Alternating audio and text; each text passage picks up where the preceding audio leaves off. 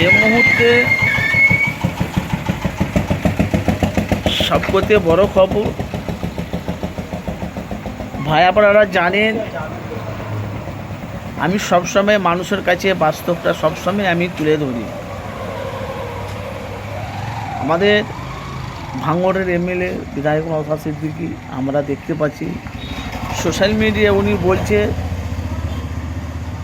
যাদেরকে ধরার কথা রাঘব পোয়াল তাদেরকে না ধরে চুনোপটিদের হাত লাগাচ্ছে। যারা পঞ্চায়েতের টাকা খেয়েছে, যারা রাস্তার টাকা খেয়েছে, যারা মানুষের উপর টর্চার করেছে, অত্যাচার করেছে, এদেরকে না ধরে চুনোপুটিদেরকে ধরছে। ধরার কথা তো রাঘব পোয়ালদের।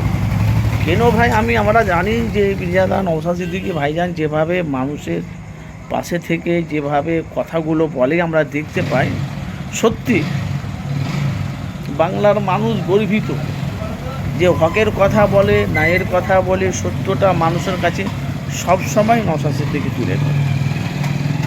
ভাই আমার কথা না, নওশাদ সিদ্দিকী বলছে যাদেরকে ধরার কথা তাদেরকে না ধরে চুনোপুটিদেরকে ধরে কি হবে?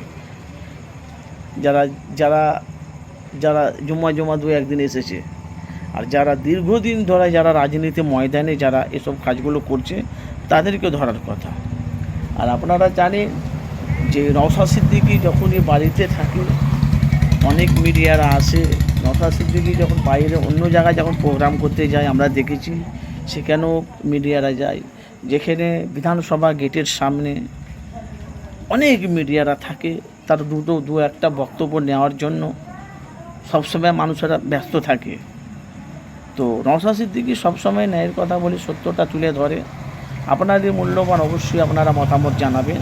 নওশাদ সিদ্দিকী যে কথাটা বলেছে আপনাদের মত তো এক, তো অবশ্যই কমেন্ট করবে। ধরার কথা রাঘব পোয়ালদের, চুনোপুটিদের নয়।